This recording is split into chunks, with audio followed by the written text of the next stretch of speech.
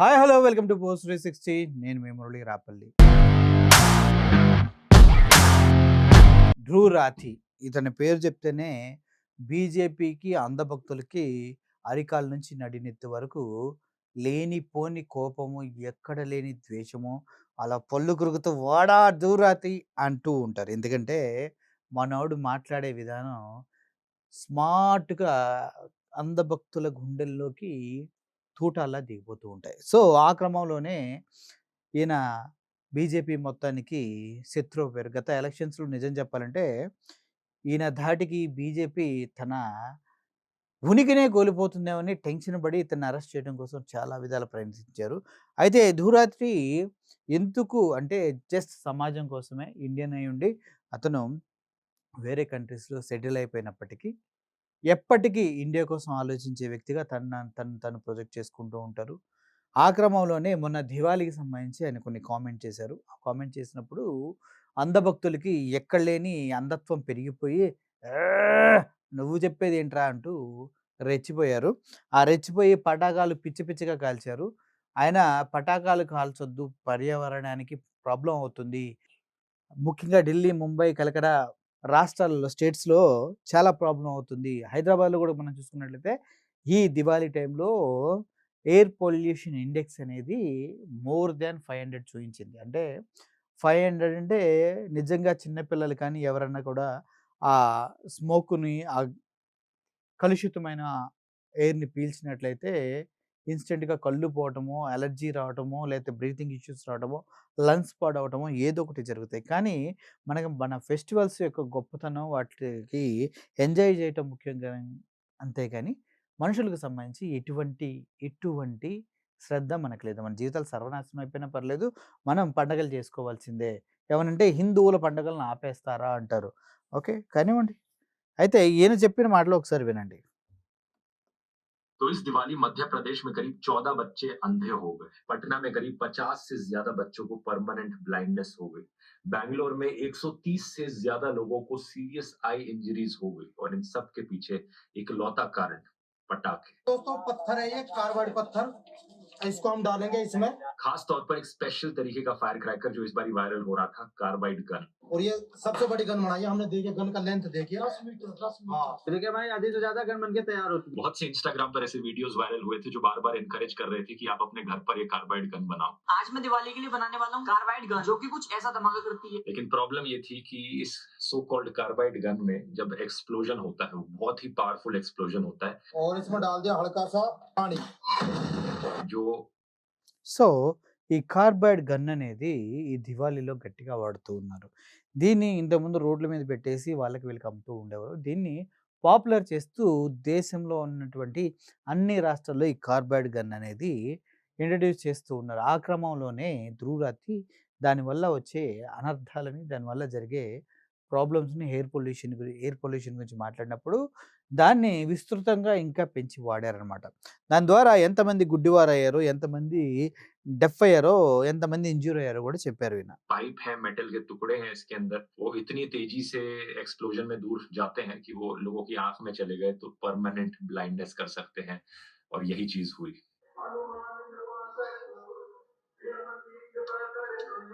और ये तो सिर्फ इसे एक स्पेसिफिक पटाखे से इंजरीज की बात हो रही है। इसके अलावा कई सारे ऐसे वीडियोस आए हैं जिसमें कोई सिलेंडर को फोड़ने की कोशिश करता है। दिल्ली के हॉस्पिटल्स में दिवाली के बाद 325 से ज्यादा लोग हॉस्पिटलाइज हुए फायर इंजरीज की वजह से। कोई कहीं पटाखा जलाता है, किसी की ऑटो रिक्शा में लग जाता है, किसी की मोटर बाइक पर लग जाता है जो आग में जल जाती है। ये किसी का घर आग से जल जाता है, जैसा कि इंडिया के बाहर किसी एक जगह पर हुआ जहां पर लोग दिवाली सेलिब्रेट कर रहे थे। Oh my God! पटाखे इसलिए भी इतने हानिकारक हैं क्योंकि इनमें कोई स्टैंडर्ड नहीं होता, कोई रेगुलेशन नहीं होती, कुछ भी बिकता है मार्केट में। ये कार्बाइड गन जिसने बच्चों को अंधा किया, यूं ही बिक रही थी मार्केट में, लोगों ने खरीदी और ये हो गया उनके साथ। आप अपनी तरफ से जितना सेफ रहने की कोशिश कर लो, लेकिन इनमें दो चीजें याद रखना। एक कि पटाखों के साथ खेलने का मतलब है आप आग के साथ खेल रहे हो, हादसा कभी भी हो सकता है। और दूसरा, समाज में बेवकूफ लोगों की कमी नहीं है। अगर वो बेवकूफ लोग पटाखों సో, ఇటువంటి ఇన్సిడెంట్స్ చేసిన తర్వాత ఆయన పటాకాలు కాల్చొద్దని చెప్పాడు కదా! దానికి మనం చేసే వింత వింత చేష్టలు, వింత వింత ప్రయోగాలు, వింత వింత కొంతమంది నోట్లో పెట్టుకొని ఆహ్, ఆహ్, రాకెట్లు కలిస్తే అది అక్కడే ఉండి మొహం అంతా కాలిపోయిన వాళ్ళున్నారు. చేతిలో బాంబులు పెట్టి పేలిస్తే చేతులు ఇరిగిపోయిన వాళ్ళున్నారు. లేదు అంటే రోడ్డు మీద పెట్టి వస్తుంటే బాంబ్ బ్లాస్ట్ చేస్తే అటు నుంచి వెళ్ళేవాళ్ళు ఫ్యామిలీలు, పిల్లలు రోడ్డు పక్కన పడి చనిపోయిన వాళ్ళు కూడా ఉన్నారు. హార్ట్ అటాక్ పర్సన్స్ కానీ ఎవరైనా కూడా చాలా చాలా ఇబ్బంది పడ్డారు. కానీ మన పండుగను మాత్రం మనం చేసుకోవాలి. దీపావళి అంటేనే క్రాకర్స్‌తో పండుగ. एक దీపావళి అసలు మీనింగ్ ఏంటంటే, దీపావళి అంటే దీపాలు ఒక ఆర్డర్‌లో పెట్టి సెలబ్రేట్ చేసుకోవటం దీపావళి. కానీ మనం ఏం చేస్తున్నాం?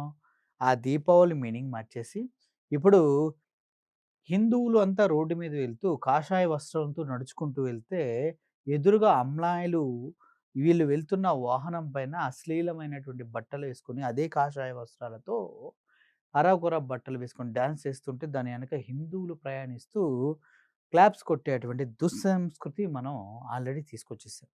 ఏదైనా ఫెస్టివల్ అంటే రికార్డింగ్ డాన్స్‌లు తీసుకొచ్చేసి, ఆ ఫెస్టివల్ దగ్గర ప్రభలు, ఎలక్ట్రిక్ ప్రభలన్నీ కట్టేసి, అర్ధనగ్న డాన్సులతో స్టార్ట్ చేసి పూర్తి నగ్నం వరకు ఎంజాయ్ చేసేటటువంటి సంస్కృతి మన ఇండియాలో ఉంది.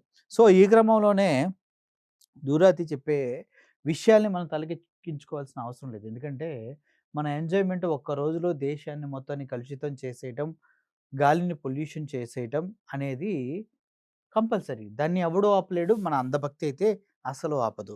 మన వెనకుండేవారు కూడా మనల్ని అశ్లీలత డాన్సుల వైపు ఇలా ఏదో హిందుత్వం పేరు చెప్పి పండుగల్ని మన పైన రుద్దేస్తూ ఉన్నారు. Deepavali it's a order of lights.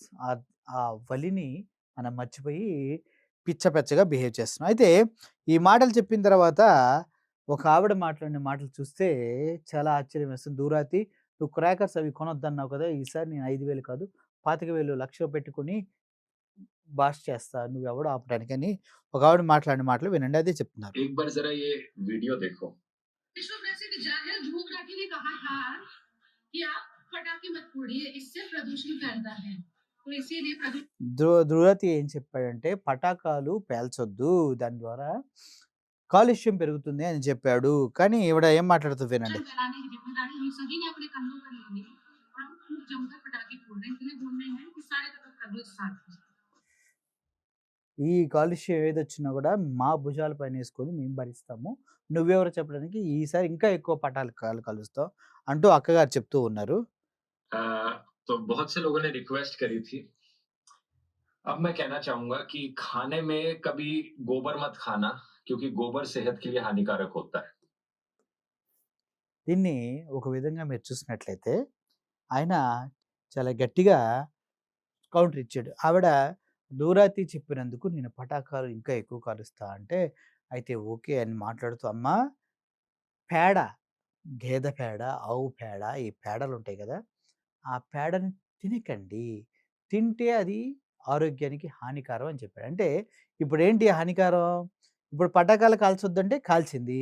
తినొద్దంటే తింటదేమో అనేసి అందరూ అనుకుంటున్నారు. ఈ క్రమంలోనే దూరాతి సక్సెస్ అవుతూ ఉంటారు. ఈయన్ని తట్టుకోవడం तो इस दिवाली అయితే ఇదే క్రమంలో కార్టూన్స్ కూడా వచ్చినాయి. ఒకసారి వినండి. దూరాతి వాయిస్‌తో ఈ కార్టూన్ చేసిన వాళ్ళ గురించి మీరు గనక విన్నట్లయితే అద్భుతంగా ఉంటాయి. తెలుగులో లేవు అదే బ్యాడ్. హిందీలో ఉన్నాయి. नमस्कार दोस्तों, इस बार पटाखे मत खरीदना, उससे हानिकारक एयर पोल्यूशन होता है। పటాకాలు కాల్చొద్దు. దానివల్ల హానికరమైనటువంటి ఎయిర్ పొల్యూషన్ అవుతదంటే, ఈడు అంధభక్తుల పరిస్థితి చూడండి. पहले तो 5,000 का पटाखे फोड़ने वाला था, 10 लाख का फोड़ेंगे। ఇంతకుముందు 5,000 రూపాయలి పటాకాలు పేల్చేవారు. ఇప్పుడు 10,00,000 కాలుస్తామని కాల్చారు. गुटखा मत खाइए दोस्तों, हानिकारक। अब खाना नहीं खाएंगे, बस गुटखा चबाएंगे। గుట్కా తినొద్దురా నాయనా అంటే, వాడు చెప్తే మనం వినేదేంటంటే, ఇప్పటి నుంచి అన్నం తినవు ఓన్లీ గుట్కానే తింటామంటూ గుట్కానే తింటున్నటువంటి భక్తుల మాట. दोस्तों सिगरेट मत पीजिए, सिगरेट हानिकारक होता है। సిగరెట్ తాగొద్దన్నారు. पॉटी मत खाइए, पॉटी हानिकारक होता है शरीर। 40 మత్ కాయ 40 హానికారక అవుతాయంటే, ఇలా బాధ చూడండి అసల మామూలుగా ఉండదు.